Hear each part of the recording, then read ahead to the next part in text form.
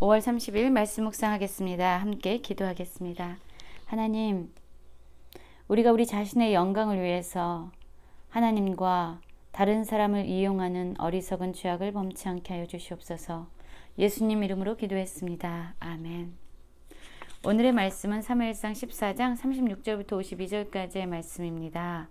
말씀을 함께 살펴보시기 전에 개인적으로 말씀을 꼭 읽으시고 묵상하는 시간 가지시기 바랍니다. 14장 36절입니다.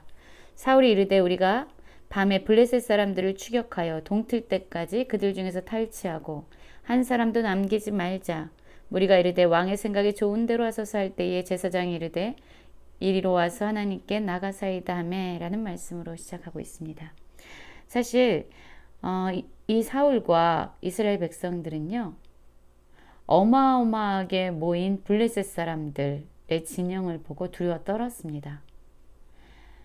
많은 군사들이 있었을 뿐만 아니라 그들의 무기는요, 이스라엘 백성이 갖고 있지 못했던 철기 무기를 가지고 있었습니다. 이스라엘 모든 백성은요, 두려움에 떨었고 은밀한 곳에 숨어들었습니다. 그런데 그 중에서 의연히 일어났던 한 사람이 있죠. 바로 요나단이었습니다. 사울의 아들. 그는 여호와의 구원은 사람의 많고 적음에 달린 것이 아니다 라는 믿음으로 블레셋 진영 가운데 나아갑니다. 물론 하나님의 뜻을 구하면서요. 그리고 그곳에 가서 놀라운 일들을 행하지요. 요나단과 그의 무기든 소년과 함께 갔는데요. 블레셋 사람들이 엄청난 공포에 떨었고 사람들이 자기 동족을 죽이는 그런 일들이 벌어졌습니다. 그러자 흩어졌던 이스라엘 백성들은 다시 전의를 돋우고 전쟁 가운데 참여하게 됩니다. 이제 이스라엘 백성들이 오히려 블레셋 사람들을 치고 있었어요. 그러자 이제 승리의 모습을 보면서 사울이 섣부른 맹세를 하게 됩니다. 백성에게 말하기를 우리가 내 원수에게, 블레셋 사람들을 의미하죠, 보복하기까지 아무 음식이든지 먹지 말라. 먹는 사람은 저주를 받을 것이다 라고 맹세를 하게 합니다. 그래서 모든 백성들은요, 음식을 먹지도 못하고 완전히 피곤에 찌들어 있게 되죠. 그런데 아버지 사울의 명령을 듣지 못했던 요나단이 꿀을 먹고 힘을 얻습니다.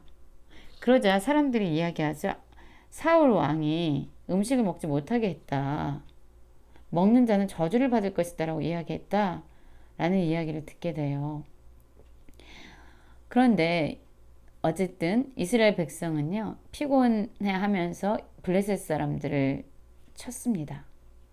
그리고 이제 그들에게 많은 물건들을 탈취해 왔는데요. 너무나도 배가 고픈 나머지 그 소나 양, 송아지들 끌어다가요, 그 짐승을 핏째 먹는 그러한 일들이 벌어지게 됩니다. 사실 핏째 짐승을 먹는 것은 하나님 앞에서 행하지 말아야 될 죄였잖아요.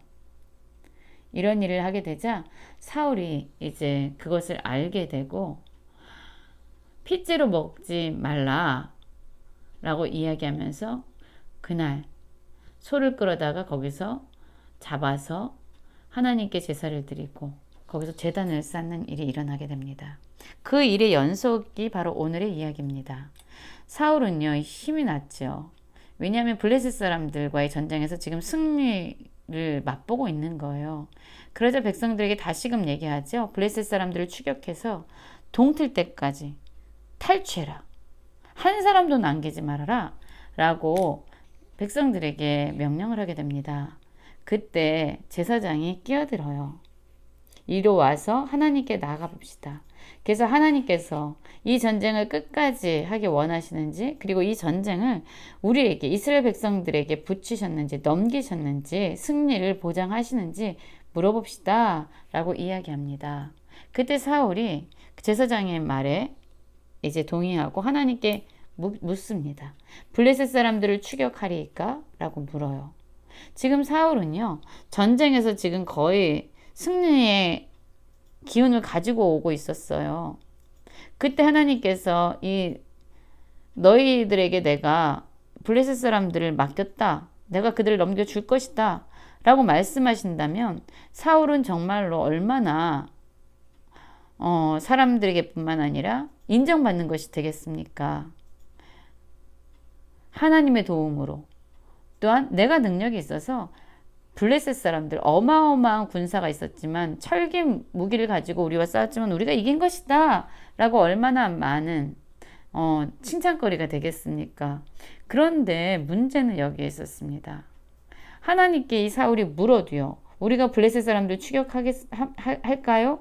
아니면 그들을 이스라엘 손에 넘기시겠습니까? 라고 하나님께 묻고 있는데요, 하나님이 그의 질문에 대답하지 않으셨다는 겁니다. 사울의 존심이 떨어졌겠지요. 이렇게 지금 블레셋 사람들과의 전쟁에서 지금 승리의 그 기운을 받고 있는데 하나님께서 이때 너의 손에 넘겨주겠다라고 말씀하시면 얼마나 좋겠어요. 근데 말씀하시지 않는 거예요. 그러자 사울은 이것은 우리들 가운데 있는 죄 때문에 하나님께서 말씀하지 않는 것이다 라고 말을 합니다. 이것이 혹시 하나님이 말씀하시지 않는 것이 자신의 어떤 부족한, 자신의 잘못된 부분 때문에 있는 것은 아닐까라고 자신을 돌아보기 전에 이 죄가 우리 중에 누군가에게 있다 라고 이야기하면서 하나님께서 대답하지 않는 이유를 그 이스라엘 백성의 무리 중에서 지금 찾고 있습니다. 자신의 모습을 돌아보지 않는 거죠. 그러면서 그는 아주 당당하게 이렇게 얘기합니다. 이스라엘 구원하신 여호와께서 살아계심을 두고 맹세한다 라고 이야기하면서 내 아들 요나단에게 있다 할지라도 반드시 죽으리라 라고 말합니다. 사실 요나단이 음식물을 먹는 자는 저주를 받을 것이다 라는 사울의 명령을 듣지 않고 그 일을 행했잖아요. 근데 사울은 이것을 알지 못했는데 그 죄가 요나단 자신의 아들에게 있을지라도 걔는 반드시 죽을 것이다. 하나님이 지금 대답하지 않는 것은 바로 그 죄 때문인데 그건 죽어 마땅하다 라고 이야기합니다. 저는 이런 모습을 보면서요, 사울이 얼마나 좀 잔혹하고 무서운지에 대해서 좀 생각을 해보게 됩니다. 전쟁에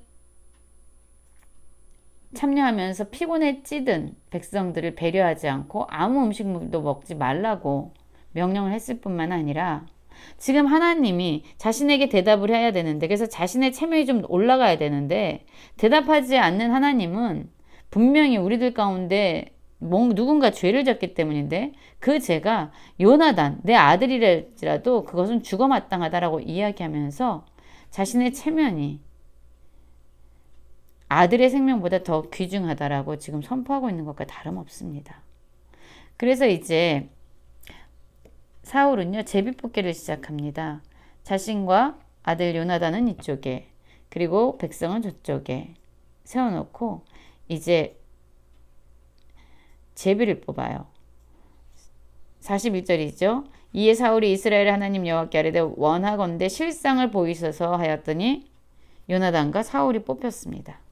그리고 사울이 이르되 나와 내 아들 요나단 사이에서 뽑으라 했더니 요나단이 뽑힌 거예요. 이 사울은 요나단에게 뭐라고 말하냐면요, 사울이 요나단에게 이르되 내가 행한 것을 내가 말하라. 그러자 요나단이 말합니다. 내가 다만 내 손에 가진 지팡이 끝으로 꿀을 조금 맛보았을 뿐이나 내가 죽을 수밖에 없나이다. 아버지의 명령을 내가 듣지 못해서 이 일을 행했지만 그것이 나의 잘못이고 나는 죽을 수밖에 없는 죽어 마땅한 죄를 범했습니다 라고 고백합니다. 그러자 사울은 뭐라고 얘기합니까? 사울이 이르되 요나단아 내가 반드시 죽으리라.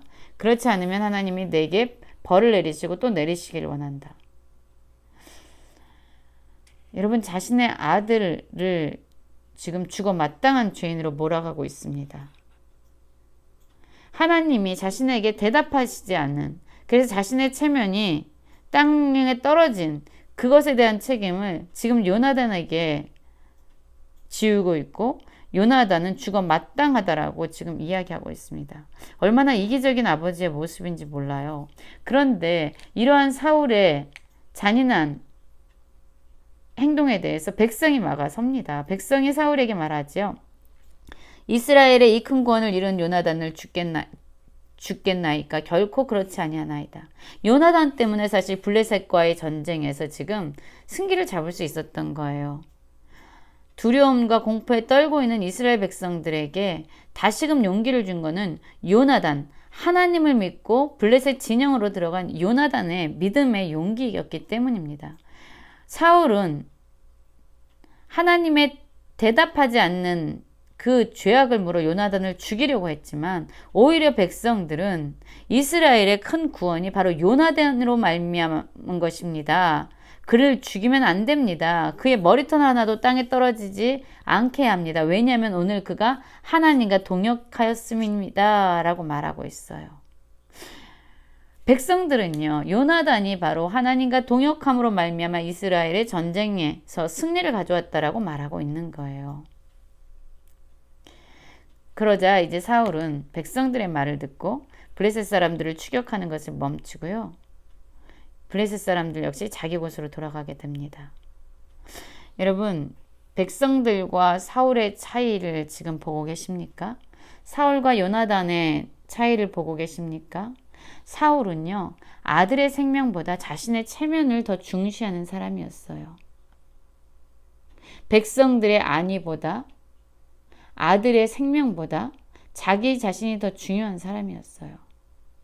그런데 백성들은요, 오히려 분별력 있게 하나님과 동역했던 요나단의 생명을 지키려 하고 있습니다. 지금 우리는 어떤 모습으로 살아가고 있습니까? 그리고 46절부터 보면은요, 사울이 모든 이스라엘 백성을 공격하는 모든 적들로부터 전쟁에서 승리를 했다. 그리고 그의 가족들에 대해서 이렇게 나열하고 있습니다. 그런데 52절을 보면은요, 사울이 사는 날 동안 블레셋 사람과 큰 싸움이 있었으므로 사울이 힘센 사람이나 용감한 사람을 보면 그들을 불러 모았다라고 말씀하고 있어요. 사울은요, 하나님을 믿는 것 같지만 실상 그는 눈에 보여지는 사람을 더 의지했습니다. 그에게 하나님은요, 자신의 체면을 세워주는 어떤 이용의 수단의 하나의 방법이었고요. 또 전쟁에서 그냥 승리를 가져와야 되는 이용의 대상이었습니다. 자기의 탐욕과 정욕을 채우기 위한 대상이었어요. 그는 하나님을 의지하기보다는 힘센 사람이나 용감한 사람을 불러 모음으로 말미암아 자신의 안정감과 전쟁에서의 승리를 보장받고자 했던 사람이죠. 우리는 지금 무엇을 의지하고 있습니까? 눈에 보여지는 사람이나 상황이 아니라 보이지 않지만 하나님을 경외하고 그분을 의지함으로 말미암아 하나님을 한낱 내 영광을 위한 이용의 대상이 아니라 경배와 순종의 대상으로 여기며 살아가는 모든 성도님들 되시길 간절히 기도합니다.